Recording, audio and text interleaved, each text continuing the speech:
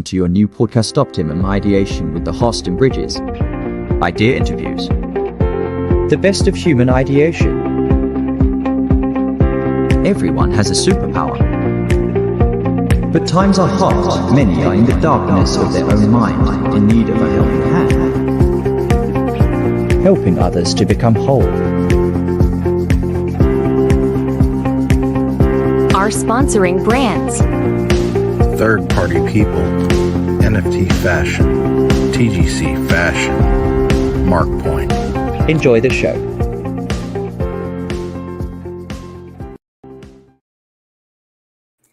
Hey, welcome everybody to the Optimum Ideation podcast. We have a fantastic guest today, Mr. Yasir Hashmi. And he's really doing a lot of great things for startups, entrepreneurs, business people looking to find a partner in capital. So if we would, let's welcome him to the show. And we're going to get right into some questions with him. And what's your story, your resume, and how did you get to here? Perfect. Thank you so much for having me, Tim. Highly appreciate that. So yeah, in terms of my story, it's a long story because my entrepreneurship journey started when I was basically at 12.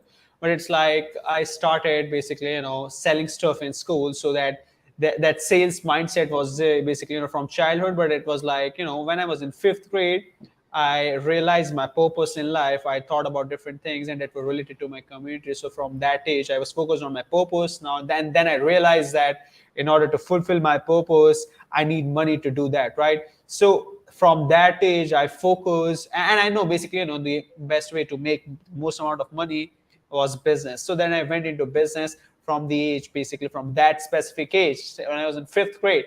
And then basically, I kept on doing it. Basically, I used to sell stuff in my school days, and then later, basically, after basically selling different kinds of things, and in later 2019, I was reading an article of Forbes which was telling that around 2 billion people will lose their jobs because of the 4th industrial revolution that's coming. So I realized that basically more and more people will become unemployed at the time, and it's like because machines will replace it, artificial intelligence will replace it. And basically the startups are the thing which are basically creating that revolution, and they will be more entrepreneurs than they will be more than their employees. So that will be the situation in the future. So then I realized what's the biggest problem with the startups, and the biggest problem with the startups was funding. That's the biggest problem because it's a backbone of growing a business. Like you can grow a business to a certain extent, bootstrap without raising any external capital, but you can't make an Apple bootstrap. Okay, Right. You need external investments. So that's why I focus into this industry, into the investment banking industry. So our model is a bit different. It's a part of the mainstream investment banking that's more focused on investor marketing and capital introductions, where we are connecting the startups that are fundraising with thousands of funds which we have in our network, and angel investors, high net worth individuals, family offices. We are connecting these people so that we can facilitate investments according to the investment thesis of the fund, and also their startups can also get the investments which they're looking for. But at the same time, it's so hard for startups to raise funds because of a lot of lack of awareness in different areas. And basically, there's a lot of factors. There's no one reason for any kind of no which people get in life. There's always a lot of reason. Whether in sales, one reason never leads to no, even in sales. So that's the thing. So for me, my life, basically how I live my life's philosophy is more philosophical in terms of how I have structured my life. So according to me, a person should be crystal clear on their life's purpose. So purpose is like something which is greater than you. So purpose is something where you are willing to do that thing without being paid for it. Let's say if I'll tell you, Tim, what you will do if someone will kidnap your family, you'll be like, you'll do everything to get them back, right? The reason is basically you love your family, and that's something in which you believe from your heart, and you'll have the drive to figure it out. You don't need a manual or a mentor or a book to figure it out how to get your family back. You'll just have the drive. So same is with life. When you really want and believe in something, and you want something, from your heart, from the bottom of your heart, you badly want that thing, you'll just have the drive. You won't need a manual or a mentor or someone to push you, do this. you will have that drive, natural drive. But of course, a mentor will help you, a book will help you, but still it's very important to be crystal clear on your life's purpose, because there's a marginal utility, right? You also know it. After making a certain amount of money, all your needs are fulfilled, and it's like, you don't get so much pleasure just by making, another, basically, another $1 million. Like if you have a certain, like, what you can do with $10 million is almost what you can do with $100 million. So there's no marginal utility. All your needs are fulfilled, except if you want to buy a jet or if you want to buy a ship. And you, I mean, you can rent it. Okay, why you have to buy that thing unless you are able to properly get, proper returns on that? So for me, I think a person should be crystal clear on their life's purpose. Then they should set their long-term, intermediate, and short-term goals, and all three goals should be aligned with the life purpose of that person. And the other thing about these goals is these goals should be in all dimension of life, because everything is in correlation, mentally, socially, spiritually, physically, financially, because everything is in correlation. So Right. persons should be crystal clear on their life's purpose. Then they should set their long-term goals, and it's like, long-term goal could be like a 5 to 10 year goal. A lot of people I've seen, they set a long-term goal for 40 years. You can't predict 40 years, okay? And things change, your goals is of course change, but 40 years too much. 5 to 10 years for a long-term goal is okay, that's understood. Because the other thing is this, one of the other thing is this, basically, Tim, you can determine how successful someone is on the basis of the time horizons they talk in. If someone is saying, I'm going to do this great thing in 1 week or 1 day, of course, basically, they haven't already done great things, because they don't know it takes time to create value, to generate value. And the most successful person you will talk to, they'll always talk to you in horizons of different years, or 5 years, or 10 years, or 20 years, or 40 years. Like Warren Buffett has been in the same industry for 70 years. Yeah. And he is one of the richest person in the world, right? And he is the greatest investor of this century. So it's like, you know, it's like, first, basically, you should be crystal clear on your life's purpose. Then you should set your long-term goals in all dimensions of life. A long-term goal, basically could be a goal in the next 10 years. Let's say a long-term goal in physical dimension of life could be like that, I want, in the next 10 years, I want to be in a situation where I'm able to run a 5 mile marathon. I want to be in a situation where I don't have any problem with my, bones in terms of flexibility, or it's like I have six-pack abs in the next 10 years. That's a long-term goal in physical dimension. A spiritual long-term goal could be like, in the next 10 years, I want to be able to get good at this. I want to be able to memorize this religious book, or I need to know the meaning of everything in this religious book, or I need to know all the things about different religion. I need to know how to increase my consciousness, how to become spiritually richer. And a long-term goal in the mental dimension could be like, in the next 10 years, I need to have, amazing cognitive skills, problem solving skills, judgmental skills, interpersonal skills, intrapersonal skills in the next 10 years. And on a 10 to 10 level, not like, 5 out of 10 level. I mean, being master in those skills, okay? The skill of fundraising, the skill of sales or marketing or branding, how to do those things in the next 10 years. That's my goal.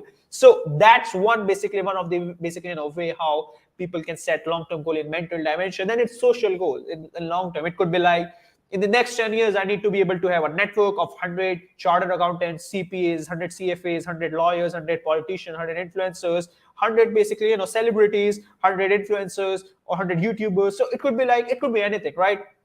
And then in the next 10 years, I need to be able to have amazing communication skills. I need to be able to read body language of any person I talk to, the tone. What does the tone mean? What does this mean? If someone is getting bored, what does this mean? And even, non-verbal communication, 70% of communication is done non-verbally. And it's like, even the way someone basically shakes your hand, you can determine if that person thinks of themselves as superior than you or inferior than you, or if it's an equally respect handshake. So it's valuable skill, right? And in a long term, that could be a goal people can put. A financial goal could be like, in the next 10 years, I want to have a certain net worth. It could be whatever, because it's always about purpose. I'm not saying if I'm a billionaire or I have a net worth of 100 million, I'm not telling the other person that do that what I did. It's like, do what gives you meaning and fulfillment in life, because your purpose is something which gives you meaning in life. And at the end, meaning matters. Like, you don't want to do something which costs you a peace of mind, because it's like, it is always a marginal utility. And it's like, whether you make $1 million or 100 million, you can do almost the same things with the money, basically, which you will basically make, because there's always a marginal utility. So that's how people can set their long-term goals. An intermediate goal could be 5-year goal, and then most important are short-term goals, because that's your day-to-day action. So a short-term goal could be like in physical dimension that I should make a habit of taking 5 minutes of walk after dinner. I should make a habit of doing 10 minutes of walk every morning. I should create a habit of doing 20 minutes of gym. I should basically, run for basically 20 minutes on a treadmill. That could be a physical goal. A mental goal could be like, I mean, if not reading a book to learn a skill, you can just read blinks, like summaries which you can read. Or it could be like, if I want to learn leadership skills, I'm going on Amazon or using chat gpt to know what are the best 10 books in the world for leadership skills. And you go on Amazon, check them, best reviews. Okay, you download the PDF, you just do it. If people can't say that I don't have the money to do this thing. Okay, everything is free, information is free, right? But it's like, it's about you who is not clear, because the people who don't have a plan fits into someone else's plan. And guess what someone else might have planned for you? Not much. So of course you need to have a plan for yourself always in life. So that's how you can set basically a mental goal. A social goal could be like, you have LinkedIn, like one of the best apps in the world. You go on LinkedIn, you connect with different people. Let's connect with 100 influencers, 100 YouTubers. Of course, see, a lot of times people are like, what value I can provide to this person? See, it's like two things which you can provide to anyone is your connections and your advice. People always take connection, basically, and people don't have any problem. But at the same time, like, but if you want to network with someone who's a billionaire or someone who has a net worth of $500 million, so you can't do anything to them to increase their status, okay, because they already have all the money, right? And they don't need anything from you. But at the same time, in order to network with those people, you should try to talk, or basically give them, or basically talk in a way where you are more talking about the things which are very personal to them and which is not a publicly available data. Like, if you are a billionaire, I won't talk about I know someone who can get you in a show and you can be famous, so you will be like, I can buy the show, right? So you don't want to be like that. It's like, what I can do is I can tell you that, hey Tim, I know one of your friend who mentioned, I went to your school teacher in high school, her name is this, and she said that here's one of your book, basically, which homework which you did on one of your book, which was there in the cupboard in the school, basically in the high school. So that's a lot more meaningful for you, rather than me trying to become a big shot in front of a billionaire and saying I can help you in this. They'll be like, I can buy that thing, right? So that's something which pisses people off. So it's and people are very sensitive for different reasons. It's like, people, you don't know why people are sensitive for. So it's like, that's how you can structure your life. And that's how I have structured my life. Like, I have my purpose, I have my long-term goals, my short-term goals, and everything is aligned. Everything is in correlation, because everything affects everything. And that's what I really liked about you when I met you, was like, you have the same kind of networking respects that I do. And, you're not trying to, hey, I've got this going. You're trying to help people. And that's ultimately what I'm trying to do, especially with things like this show. That's my goal, is how many people can I help? Because people are in a bad spot right now. For sure. And so, how can we do things to help people? All these points that you have here, these lessons that you've learned, probably the hard way, and you're sharing them. And so, like, these are the things that, no matter how much money someone has or whatever they have in business or in life, these lessons that you're sharing are things that apply to all levels, and people on all levels can respect that and grow from that, or or understand it fully, right? Yeah, for sure, definitely. And also the other thing is this: it's like, what you're doing. I've seen all your content. Basically, it's not. I should not say all the content, but I've seen a lot of your videos, and I think you provide a lot of great free value. And the thing is, I also started my channel. The reason was this: like, when I started, I didn't have anyone who could guide me or mentor me to do things which I wanted to do. Someone who can give me a direction. So for me, basically, as a way to give back to the world, I've created basically my channel. Basically, we have it's growing very fast, our channel, and I'm posting on all the social media platforms which are out there, the major ones, and I post content daily, different pieces of content. And my focus is on providing precise crux information rather than so much story. Because one thing, Tim, it's like, people say that in public speaking you have to be a good storyteller. Okay, great. But it's like, I hate stories, because you read this much, you learn this much. But of course, basically, it also depends on what stage a person is at. See, it's like, if you are someone who has read hundreds of books, it will be super hard for you to learn one thing new in a book, Yeah. because you've already read so many things, and most of the things are same in most books. So it's like the more saturated you are with information, the harder it becomes for you to learn new things. So that's the other thing. But at the same time, if someone is in the early stages of life, of course it's very important to learn from the best to be the best. So that, and also it's important from who you are learning from, because a lot of times I've seen books which has 200 or 300 pages, and those books are like, I've read the book and I'm like, this thing which I learned from this book could have been written in one page, and it Yeah. just wasted all the time. So it's like, so that's why, like, I launched my book, Lessons from a Millionaire. It's super amazing. It's based on personal development and entrepreneurship. It has more than 300 precise teachings on my life journey, basically, in terms of business. And it has more than 300 basically precise point, and it has got an amazing endorsement by CEOs of multi-billion dollar companies, and also, you know many people who have a net worth of more than hundreds of millions of dollars, and also people who are running different pension funds. So it's like in my network. So this book basically is recently released, and it's there basically on a website. Anyone who is watching can go on the website yasirhashmi.com, and I guarantee you, for me, it's one of the it's almost the best book I have read on personal development and entrepreneurship, because it Very says good. very precise information, very contextual, everything is inside. Like, one of the person who basically reviewed my book, one of my mentor, his name is Ross Youngs, and basically, he is CEO of a company called Univenture, and he is also there in Inc. Magazine Hall of Fame. And he mentioned that in this book, it's so hard to basically, create top 10 points, because everything is there inside, everything is in the form of a code. Like, there's a line written, and then the explanation is there. So that's an insight, and then the explanation is written. And those things, are not written in a way like I'm like a proper person, I'm writing everything, thinking and writing. It's like, over the period of time, daily almost, I learn one new thing, I write it in my phone notes, and then basically, those notes were taken and then created in the form of a book. I also use Chat GPT to create this book, and it's really very helpful basically to elaborate different things, to explain different things. But I mean, it's a great book. You can go on our website yasirhashmi.com. There's a book section, you can see the book. And if you don't get value, I'll happily refund you for the book, if you don't think you didn't get enough value. So basically, that's how I think people should structure their life. And what you're doing is great. I think it's incredible what you're doing, and my goal is same. And Yeah. for my audience, like, we'll try to have this same podcast basically, posted on our channel as well, and we can cross share our audience. Like, this is collaboration, right? The goal is not to become each other's competitor. The goal is to collaborate and help each other grow their channel. So basically, that's what my goal here is, basically, to provide as much value to your audience, and to basically, get people to know about the great things which you are doing at your channel. Yeah. Yeah. So, a lot of layers that we talked about, you removing to get here. So let's talk about, what's the next layer that you want to remove?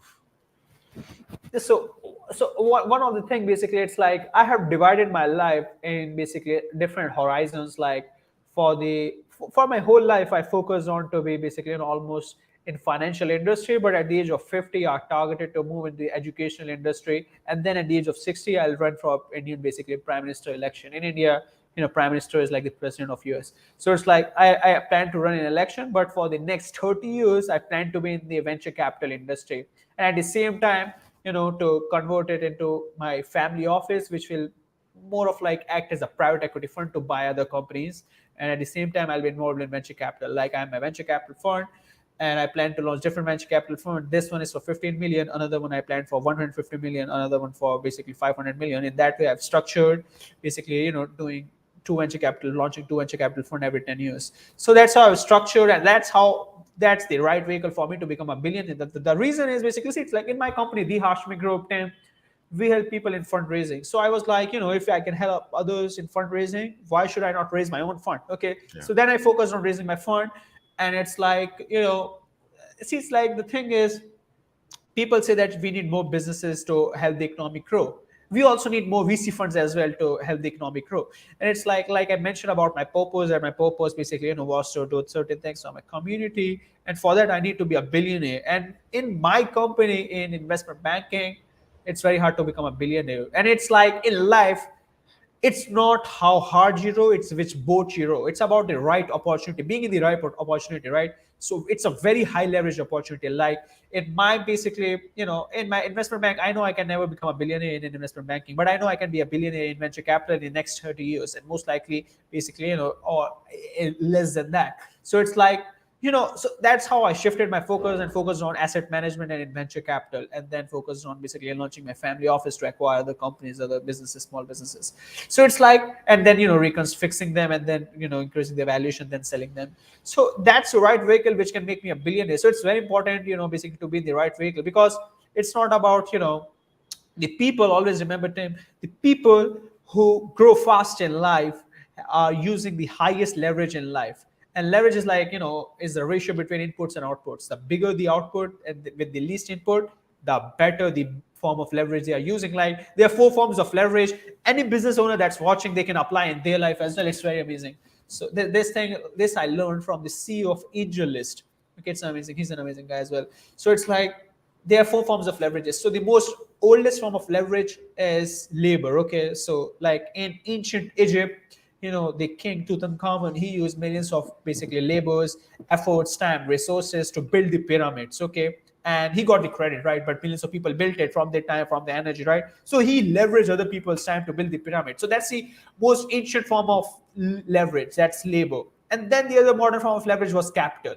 Like, I'm using other investors' money, their lives, resources to grow the fund, basically. And I've invested my money as well, but it's like, for me, the return is infinite because I'm investing my time. So it's like, I'm using their life efforts to make that money, and they're investing with me, and I'm getting 20% profits on that. So that's basically, another form of leverage. That's capital. Like Steve Schwarzman, his net worth is like between 30 to 40 billion. He's the CEO of Blackstone that manages $1 trillion. It's a largest private equity fund in the world. So he's using another form of leverage. That's also older form of leverage. Now the two most modern form of leverage, one is media, another one is coding. So the thing about media is, like, Kylie Jenner became a billionaire at the age of 20 to 21, and it's like she did it, and the same thing which Kylie Jenner did was also done by Maybelline, with thousands of employees, with centuries of track record. Just because she has a better form of leverage, she has hundreds of millions of Instagram followers which bought this stuff from her.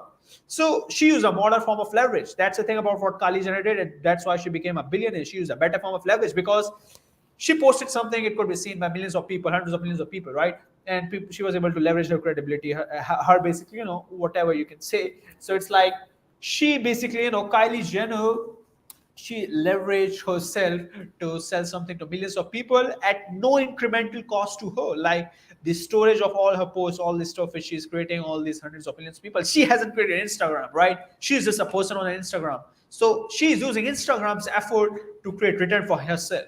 Okay, so that's how she was able to do it. So that's an example of basically media.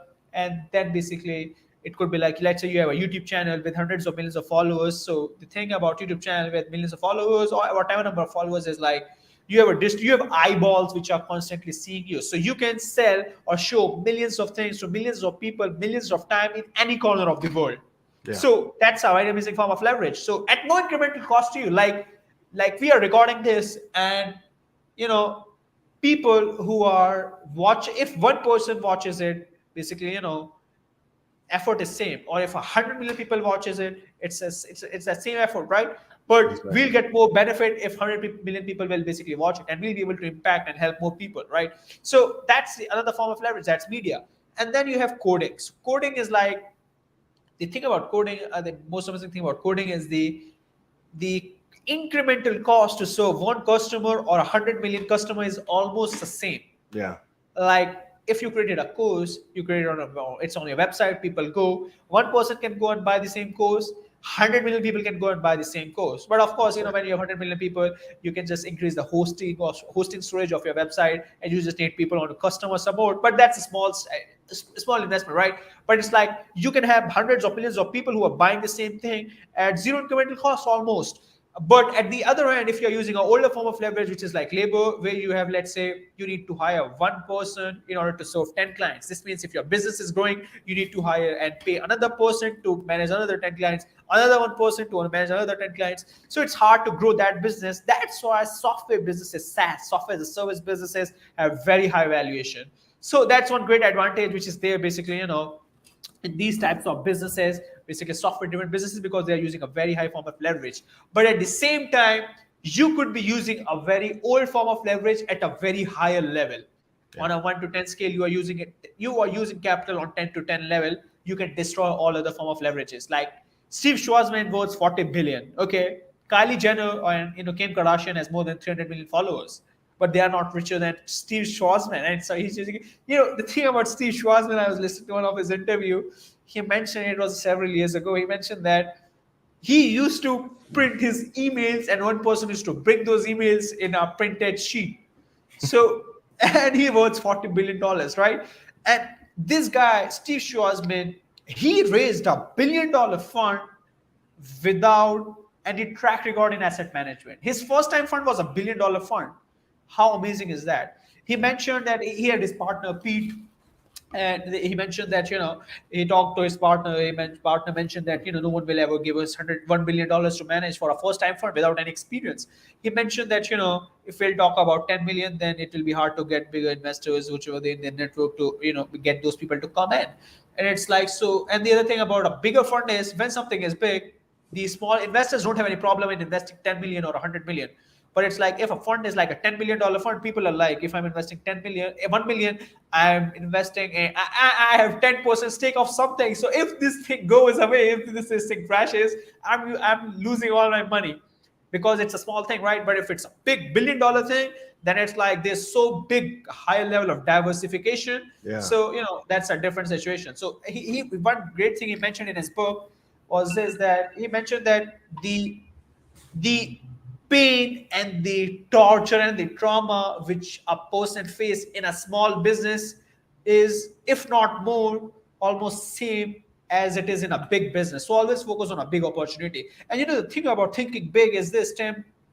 When you think big, see, the reason, first of all, it's about why people think small. The reason people think small is, people think that how they can get something done on the basis of the limited resources which they have. That's why people think small.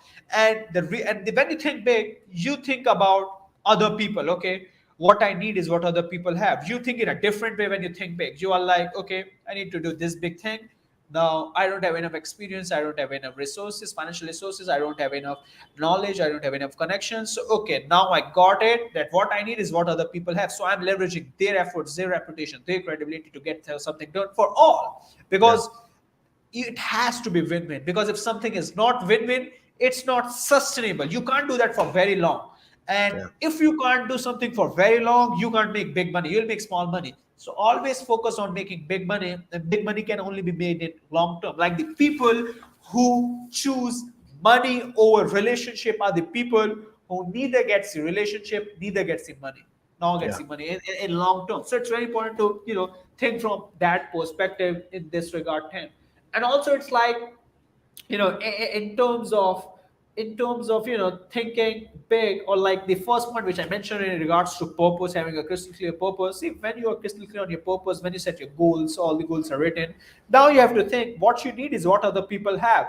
And what controls other people is their unconscious mind. So 90% of human decisions are taken by unconscious mind. So if you can master the psychology of the unconscious mind, you can get anything you want in life, if you know how to really use the subconscious mind. That's how it is. Like, most people don't do it. Most people don't want to study. Like, if this thing I can guarantee, like, if someone can, put their, whatever it takes. So let's say if someone will, let's say, study for 2 years these 4 subjects, they can easily become a millionaire. Okay, one is negotiation, one is sales, one is basically psychology, cognitive psychology, and then basically it's like persuasion.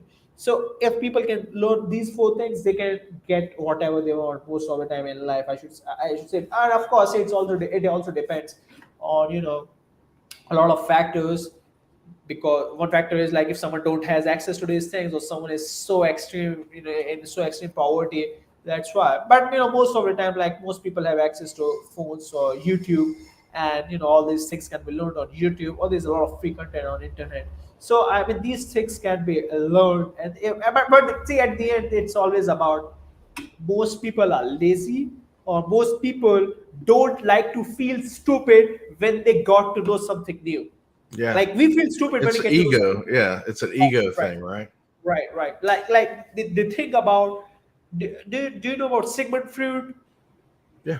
Yeah, so Sigmund Freud basically he has this basically a psychoanalysis theory where he mentioned about ego, super ego, where he mentioned about different factors of the human brain, and human beings do everything because of two reasons. One is desire to be important, and second is sexual desire. At the Yeah. core of everything, these are the two reasons. So people don't feel important when they feel stupid when they get to know something new. So that's the thing about people. So basically, that's why I mentioned in the end, it's always about how badly you want something. And also the other thing is this: there's no one thing which can make you successful. You need a combination of things. Like I have seen so many people asking, "What one thing you think that it can make someone successful?" There's no one thing. You need a combination of things. But at the same time, see, it's like attracts like. If you develop a good habit, you also attract many other good habits along with that habit. So it's like an infection. Same goes for negativity. Yeah, it's an energy. We're all here in Right. this plane, this planet, and we have energy. Everything is connected. We're all part of this Yeah. big machine, and Yeah. there's an energy that it's all. If you are in a negative energy, Yeah. then your world will become negative. If you're in a positive energy, Yeah. then everything, you'll come into connection Yeah. with more positive people, and these things will happen for you. And it's Right. such a difficult thing to comprehend because we're so used to seeing the physical realm that we exist in. People Right. don't think about the spiritual side of things. Right. And also the other thing is this, Tim. I really believe this that the most important things in the world are unseen. Yeah, You can't see them. yeah, exactly. I love it. Now, what practices or techniques make your day a success? And I say that knowing that didn't you do a fast here recently? Yeah, right. So basically, I also basically did fast. It was Ramadan, and in Ramadan we have to keep our fast for like 15 to 16 hours for 30 days straight. That's there to improve our self-discipline Yeah, and to improve our basically patience. And the thing is, and also doctors, scientists also proved it that in order to have a very good health basically and to live longer, you should at least spend 1 month of fast, because when you keep fast, a lot of the bad basically bacteria in your body are digested by your body, and then basically your stomach gets more clearer on the intestine. So there's some basically scientific reason as well. So that's one other thing. But it's like for my day, I mean, a lot of it's like I don't have a very fixed schedule in terms of exactly doing things. All the things like, I mean, in a lot of things, I'm doing things in a very fixed manner, like going to gym at 3 p.m. I go to gym at 3 p.m. Then basically I go on a walk with my spouse at like 7 p.m. And then basically, in terms of my day, it's just work, different kinds of work, different basically things which I'm involved in. And the other thing is this: I shifted my focus from income generation to wealth management, because see, it's like when 10% of a person's wealth is almost equal to the annual income, then your focus should be shifted on wealth management than income generation, because your wealth is outpacing your income generating capacity. So now my focus is basically on basically wealth management, on real estate. I'm doing some constructions as well, basically to diversify my wealth in real estate as well.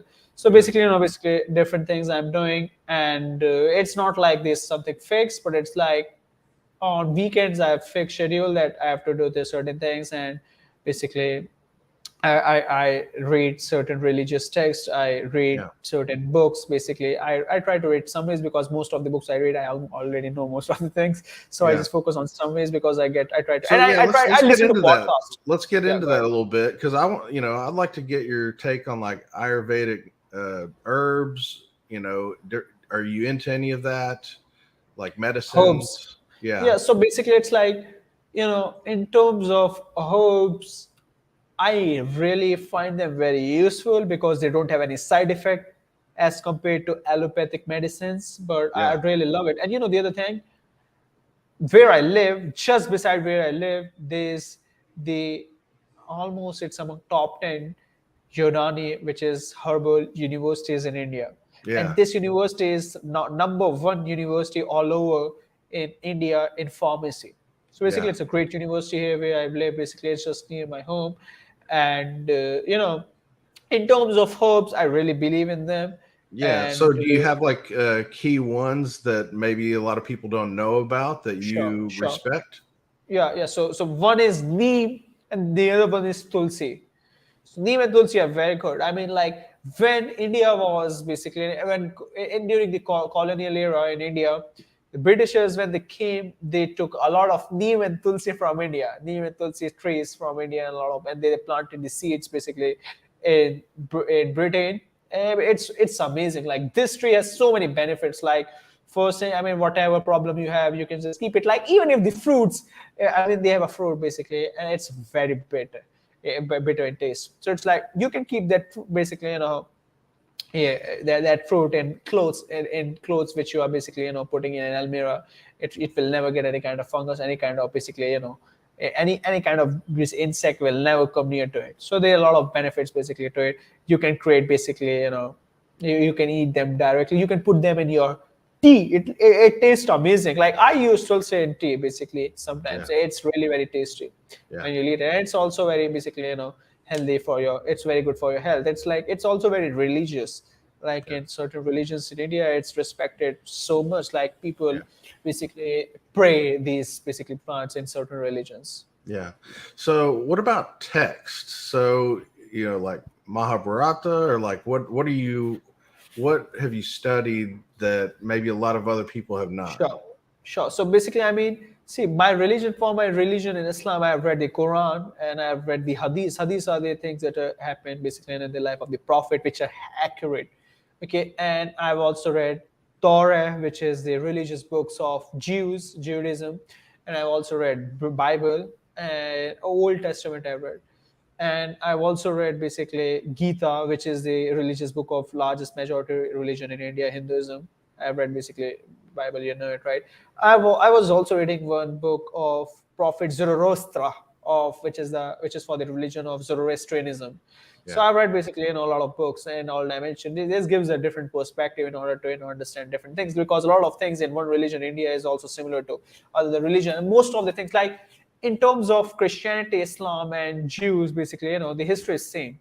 Like Yeah. it's just the continuation of different religions. Like till Prophet Muhammad was the last prophet. Before that, basically, it was Prophet Moses, basically, whose Jews follow, and then basically, before for Christians, it was like Prophet Isa, who we call Jesus in English, and then basically first man was Adam, who we call Adam in basically Arabic. So that's how basically it's the same story. Now, do you believe that these names and these stories are more of a symbolism to other meanings? Uh, so let's say like Christ, is that, this consciousness, this Christ consciousness, is this something that we're all able to obtain? Or you believe it was like a physical being?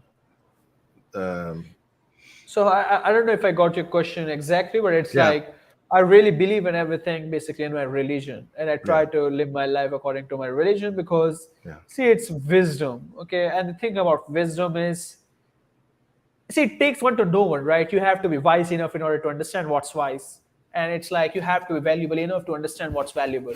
So basically, I see things from a business perspective, so I'm more of like someone who's very analytical and logical in all the things that I do, but at the same time I have learned a lot of scientific benefits of different things in my religion, and a lot of things that are proven by scientists now and which are already proven in the past, basically in these religious texts which were written thousands of years ago. Like one of the thing basically was in Surah Nur, which was Surah Nur, I guess, basically, which mentioned about internal waves. Like in one surah of the Quran, it's mentioned that there are internal waves, like around, I guess, 1 mile inside the sea. There's darkness, which is also mentioned in the Quran surah, that basically waves above which are waves, above which is dark, basically under which are darkness. So there's also a thing mentioned about the internal waves also in the Quran.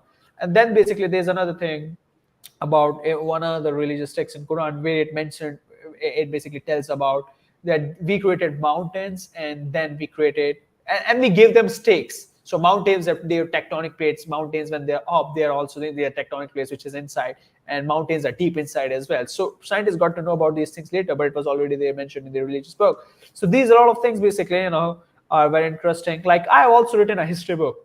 I've written a history book, and I wrote that history book basically several years ago, I guess 4 or 5 years ago. And that book mentioned the history of ancient and medieval India. So Yeah. it's like my background was coming from history, but I was involved in so many things. So Yeah. it's like that's why I have a very multidimensional perspective on different Yeah. things, Me because too. So I can tell that about almost every topic I have a knowledge of 3 on a 10 scale, but for the things that I know, I'm like 9 out of 10, because there's yeah. always a way to be better. So yeah. So that's where you're at. Physically located. Do you go to Yeah. temples and things like this? Do you observe the Yeah. frequencies and vibrations of these Yeah. temples? So it's like basically actually temples are used by Hindus, which is another religion in India. My religion is different. It's I Islam. understand. So yeah, in Islam basically we go to mosque. I Yeah. often go to mosque. I pray all the 5 prayers. Basically, sometimes it's hard to pray the earlier morning prayer, which is at like 5 a.m., which is just basically before basically when the sunrise, and then after you have basically one another one which is at around 1 p.m. to 2 p.m., and then there's another prayer at 4 p.m., 5 basically 5 6 p.m., and then there's another which is around 7 p.m., and then there's another which is about 9 p.m. or 9:20 p.m. Like currently it's like 9:44 p.m. here in India. I'm Yeah. currently in New Delhi, in South Delhi. Yeah. So, since your prayers align with the sun, have you ever done any kind of sun gazing? Do you believe that that's a positive effect on the body? I Sun mean, gazing? no, I haven't done it basically. Yeah, I do. But Okay. apparently it affects your pineal gland and it just kind of busts it open. Now, are you Okay. into that type of thing? Uh, No, I'm not basically. yeah. So apparently, we have a third eye, right? You've had to have come across this. Yeah, I know. Basically, Yeah. a third eye. Yeah. Basically, I did a research on different secret societies and third eye and all these consciousness and sixth sense for Yeah. several years. So Yeah. basically, I basically am aware about basically the Yeah. third eye and the sixth sense basically. Yeah. But in the morning sun and in the evening sun, if you capture it coming up or if you capture it going down, the light is not as harsh on you. And Right. so if you can stare at the sun for an extended period of time, 10, 20 minutes, see if you learn something from it. Because essentially it's like a portal feeding us information. And that's why a lot of people, all these religions are tied to the sun. And, Right.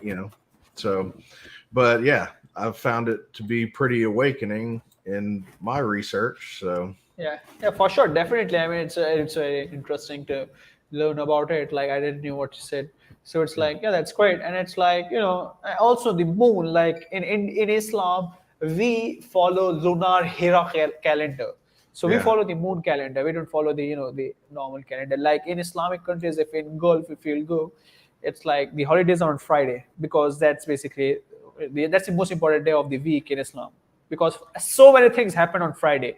Like one of Prophet Nuh, he came out of the fish's mouth on that day, and so many other things also basically happened basically on Friday. I don't remember all the events, but I know most of the events. Like the Prophet Abraham, basically, when he was asked, I guess, to sacrifice his son, that was also Friday. I'm Yeah. not sure about it, because in Islam, if we are not sure about something, we don't have to say that we are sure about it. Otherwise, we get sin. Yeah. I So we don't, have I to don't make like to sure. say I'm sure about a lot of things either. Right, for sure, that's important. I don't know how people can be so sure all the time. Sure. Um, so we're kind of wrapping up here. You've mentioned you've got some books. Maybe we could talk a little bit about them. Sure. And if you ever write another book, what would it be about? Yeah, sure. Basically, I really planned this year that every 6 months I launch a book. So Cool. basically, this one basically is like focused on personal development and entrepreneurship. My next one is more based on philosophy, and Good. that book is also super amazing. I'm very excited for that one as well. Like I have planned all the things for my next 3 books. and basically I'll keep you posted on whenever they come. But Yeah. this one is out. This one is Lessons from a Millionaire. This one is like so amazing. You will love it. There's a sample available as well on the website. Go on yasirhashmi.com, go on book section. You can go and read the book. You can read this sample. If you like the sample, you go basically buy the book. It's a very amazing book. And there's also an offer discount for this month. It's basically 10 to 15% off for this month. And there's also a referral bonus if someone will refer the book to another person. And also basically it's an ebook, and there's a paperback is not there internationally. So basically the ebook is there internationally. And I'm basically currently I was focused on my fund and my company, and also basically some things in my wealth management. But I'm now shifting because we launched the book yesterday. So it's like now I'm more focused on basically attending different shows and podcasts to basically share the word about basically the book. Like I've scheduled like 200 next shows and podcasts I've scheduled for the next basically 365 days. So I'm thinking of basically sharing that as well, and also cross sharing my audience and growing the channel. I'm also basically thinking of creating my YouTube basically channel, like my website, on my all my media stuff which I'm doing. I'm focused on creating it more in the form of like a TV channel, yasirhashmi.tv, where I'm planning to do different shows, bringing different entrepreneurs, like different presidential candidates. Like one of our basically network members is also planning to run for US president election.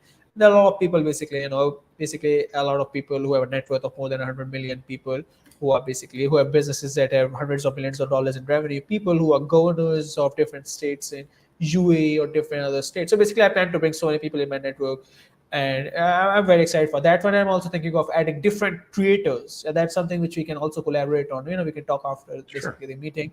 Like I'm thinking of creating it more of like a platform where we can have similar-minded people. We can cross-share audience and have all the people together at one platform.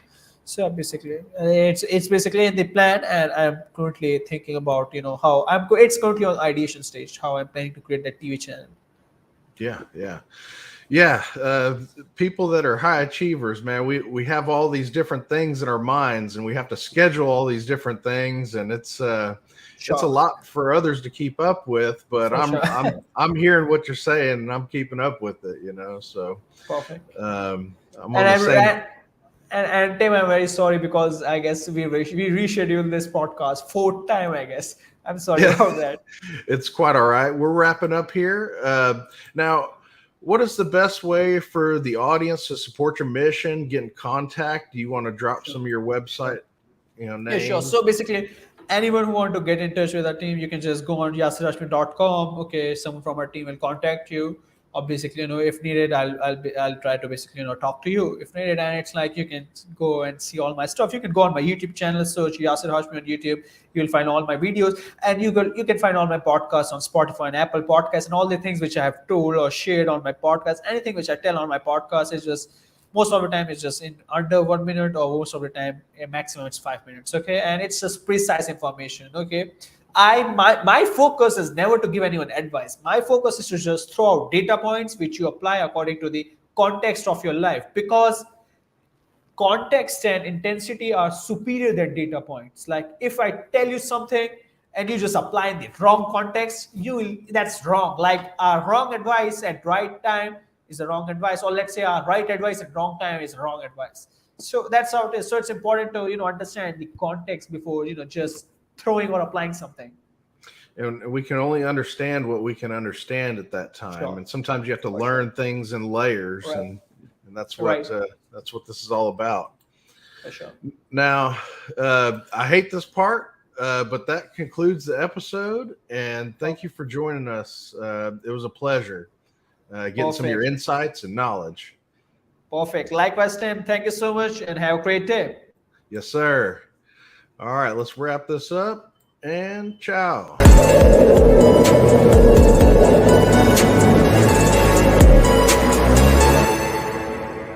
After 40 people production.